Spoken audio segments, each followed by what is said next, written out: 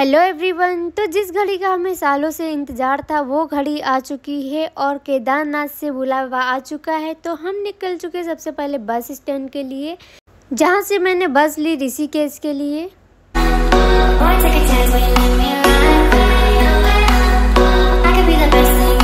और रास्ते में मैंने खाया ये ट्रेंडिंग बड़ा पाव।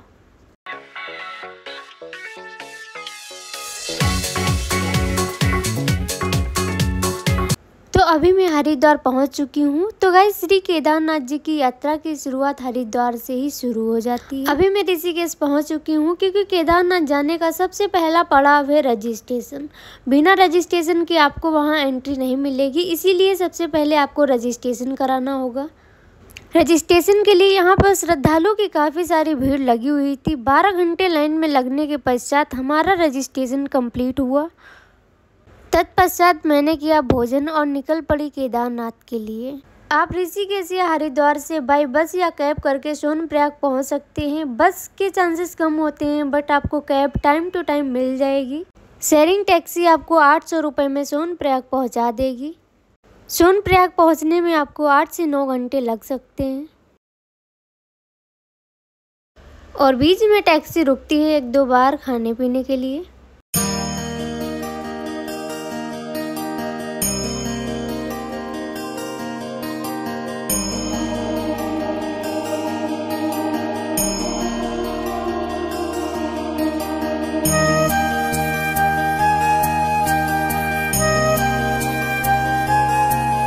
तो गाइस, मैं आ चुकी हूँ सोनप्रयाग और जो रजिस्ट्रेशन मैंने ऋषिकेश में कराया था वो यहाँ पे स्कैन हुआ, जिसके लिए मुझे 15-20 मिनट लाइन में लगना पड़ा।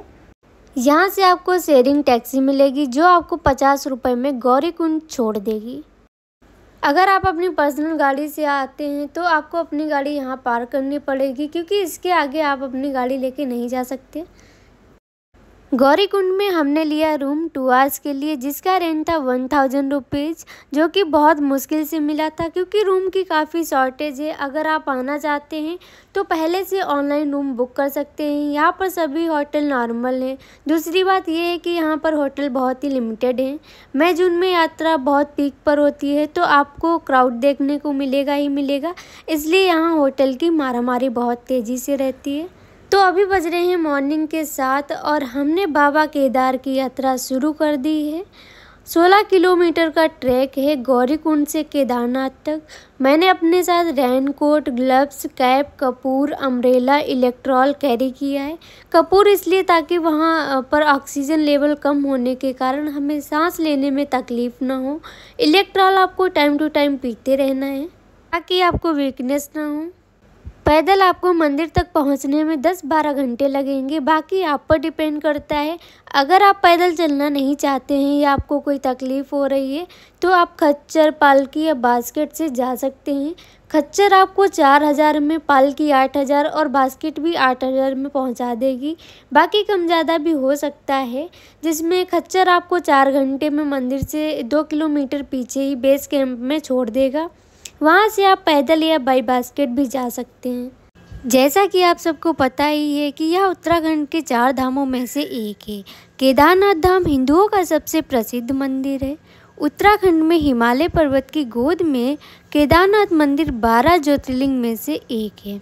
केदारनाथ धाम पहुँचने का रास्ता जितना कठिन है उतना ही मनमोहक भी। प्राकृतिक झरने और पहाड़ों की खूबसूरती के साथ साथ बर्फ से ढकी पहाड़ियों के बीच स्थित केदारनाथ धाम शिव भक्तों के लिए सबसे पावन स्थान है। केदारनाथ धाम के कपाट एक निश्चित समय के लिए खुलते हैं और बाबा केदार के दर्शनों के लिए लाखों श्रद्धालु पहुंचते हैं। वैसे तो केदारनाथ धाम के बारे में आप बहुत कुछ जानते होंगे, लेकिन हम आपको बताएंगे केदारनाथ धाम के निर्माण से लेकर उसकी 400 साल तक बर्फ के नीचे ढके होने के रहस्य के बारे में। पौराणिक कथाओं के अनुसार जब महाभारत युद्ध के बाद पांडवों पर अपने भाइयों और सगे संबंधियों की हत्या का दोष लग गया था, तब भगवान श्री कृष्ण ने उन्हें भगवान शिव से क्षमा मांगने का सुझाव दिया था। लेकिन शिव जी पांडवों को क्षमा करना नहीं चाहते थे, इसलिए उन्होंने पांचों की नज़रों में ना आने के लिए बैल यानी नंदी का रूप धारण कर लिया था और पहाड़ों में छुप गए थे।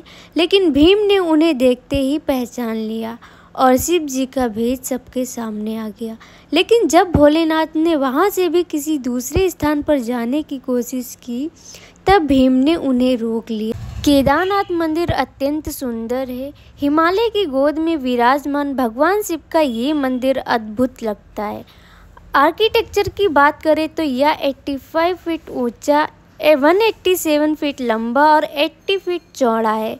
इसकी दीवारें 12 फीट मोटी और बेहद मजबूत पत्थरों से बनाई गई हैं। इतना सुंदर मंदिर बनवाना किसी चमत्कार से कम नहीं है। जानकारों का मानना है कि पत्थरों को एक दूसरे से जोड़ने के लिए इंटरलॉकिंग तकनीक का इस्तेमाल किया गया है।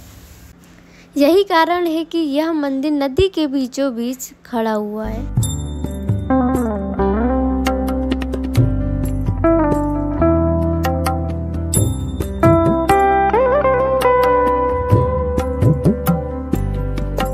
मंदिर को 3 भागों में बांटा गया है। पहला भाग गर्भगृह, दूसरा भाग मध्य, तीसरा सभा मंडप है। गर्भगृह के मध्य में भगवान श्री केदारेश्वर जी का स्वयंभू ज्योतिर्लिंग स्थित है। केदारनाथ के चारों तरफ प्राकृतिक सुंदरता के नज़ारे देखने को मिलते हैं। यहाँ एक तरफ 22,000 फीट ऊंची केदारनाथ पहाड़ी भी देखने को मिलती है और दूसरी तरफ 21,600 फीट ऊंची कराकुंड और तीसरी तरफ 22,700 फीट ऊंचा भरत कुंड है। इन 3 पर्वतों से होकर बहने वाली 5 नदियाँ मंदाकिनी, मधुगंगा, चिरगंगा, सरस्वती और स्वरंद्री है।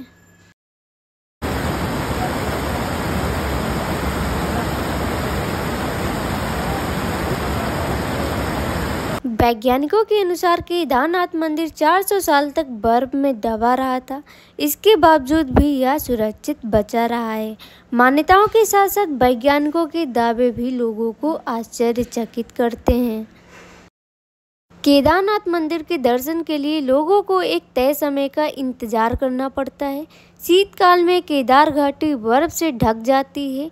भयानक बर्फबारी के चलते यहाँ पर जाना कठिन है, इसलिए मंदिर 6 महीने के लिए बंद किया जाता है।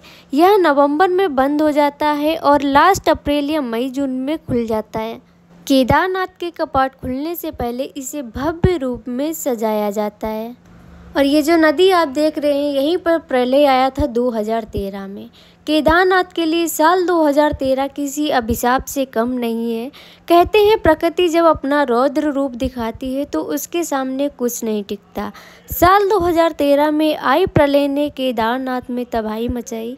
इस साल इस आपदा को पूरे 11 साल हो गए हैं, जिसमें हजारों मौतें हुई थी। यहाँ चौड़ाबाड़ी झील में बादल फटने से बहकर आए भारी मलबा और विशाल बोल्डर ने तबाही ला दी। तब किसी ने सोचा नहीं था कि धाम में शांत बहने वाली मंदाकिनी नदी विकराल रूप धारण कर तबाही मचा देगी। नदी ने अपना नया रास्ता बनाया और फिर देखने को मिला तबाही का मंजर। तो ये थे केदारनाथ के बारे में कुछ तथ्य। आई होप आपको जानकर अच्छा लगा होगा। और अभी यहाँ से 9 किलोमीटर का ट्रैक बचा हुआ है। जय जय हो शंकरा, आदिदेव शंकरा, तेरे जाप के बिना चले ये सांस किस तरह। मेरा कर्म तू ही जाने, क्या बुरा है क्या भला। तेरे रास्ते पे मैं तो आंख मूंद के चला। रास्ते में तबीयत खराब होने के कारण हमको करना पड़ा खच्चर, जिसके चार्जेस 3000 रुपीज़ थे। और फिर हम प्रकृति के इन सुंदर मनमोहक नज़ारों का आनंद उठाते हुए मंदिर की ओर आगे बढ़ने लगे।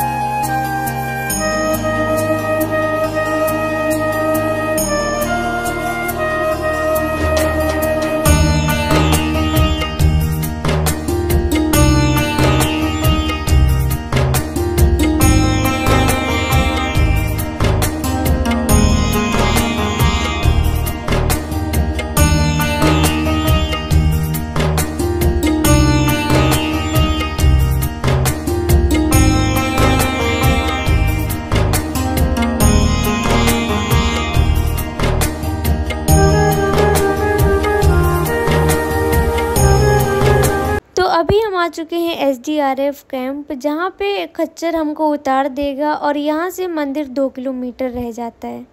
यहाँ पर आपको काफ़ी सारी कैंप देखने को मिलेगी। अगर आपको कैंप चाहिए तो यहाँ से ले सकते हो, जिसकी चार्जेस 3000 से 4000 5000 रहते हैं।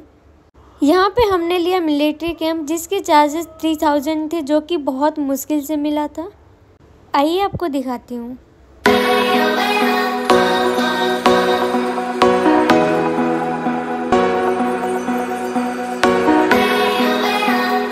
इस कैंप के अंदर आपको मिलेंगे 5 स्लीपिंग बैग, एक बोर्ड और एक लाइट, जिसे आपको 12 घंटे में चेकआउट भी करना होगा। रात में यहाँ टेम्परेचर माइनस में चला जाता है, तो मैं घुस चुकी हूँ स्लीपिंग बैग के अंदर और 2 घंटे तक मैं सो गई थी। लेकिन जैसे ही मेरी आँख खुली तो ऑक्सीजन की कमी हो रही थी और फिर मुझे वॉमिटिंग वगैरह भी हुई। यहाँ पे आपके साथ ऐसा ना हो, इसलिए आप अपने साथ में कपूर और इलेक्ट्रॉल ज़रूर लेकर आएँ। सुबह होते ही मैं निकल पड़ी मंदिर की ओर और यहाँ रास्ते में मुझे हेलीपैड दिखा, जहाँ पर काफ़ी लोग हेलीकॉप्टर से आ जा रहे थे।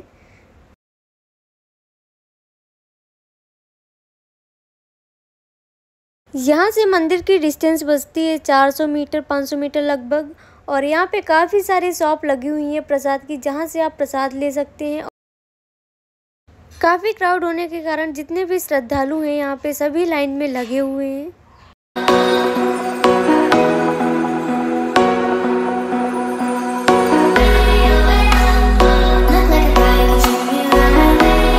श्रद्धालुओं की भीड़ आप देख सकते हो, दूर दूर तक भीड़ ही भीड़ दिख रही है। और यहाँ पे कुछ कंस्ट्रक्शन भी चल रहा है, हॉस्पिटल वगैरह और कुछ होटल वगैरह बन रहे हैं। और यहाँ से लगभग 5 किलोमीटर की हाइट पे वहाँ पे स्थित है बाबा भैरवनाथ का मंदिर। जब आप वहाँ तक जाएंगे तो आपको रास्ते में एक तालाब देखने को मिलेगा, जिसमें ब्रह्म कमल खिलता है। और अभी हम पिछले 2 घंटे से लाइन में ही लगे हुए हैं। लाइन खत्म होने का नाम ही नहीं ले रही है।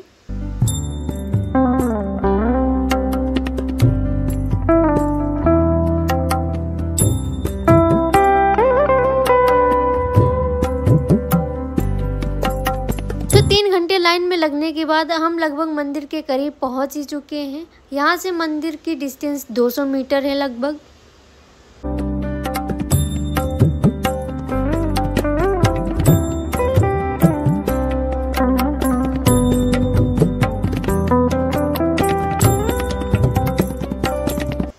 फाइनली 6 घंटे लाइन में लगने के बाद हम मंदिर आ ही गए। यहाँ से मंदिर का गेट दिख रहा है और एक्साइटमेंट बहुत ज़्यादा हो रही है, बस जल्दी से बाबा के दर्शन प्राप्त हो जाएं। तो गाइस वो घड़ी आ चुकी है जिसका हम सालों से सपना देख रहे थे, बस कुछ पल और ये सामने भीमशिला दिख रही है, जिसकी वजह से मंदिर आज सुरक्षित है।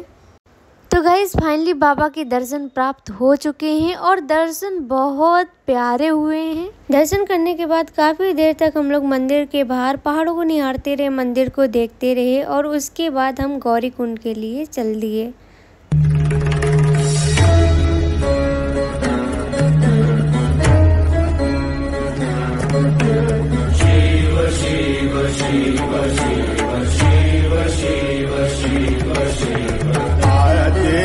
अनंत शिव योगी महादेव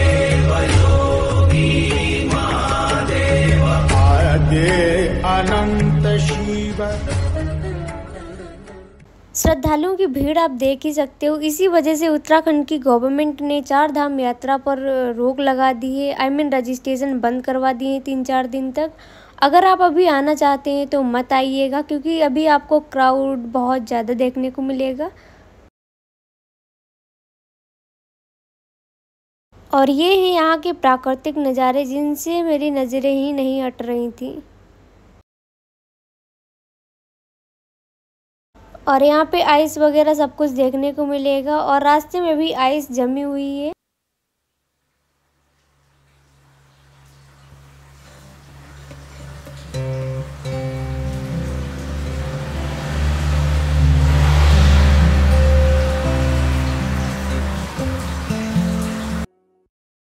तो फाइनली गाइस 18 किलोमीटर चलने के बाद हम गौरीकुंड आ चुके हैं। ये रहा गेट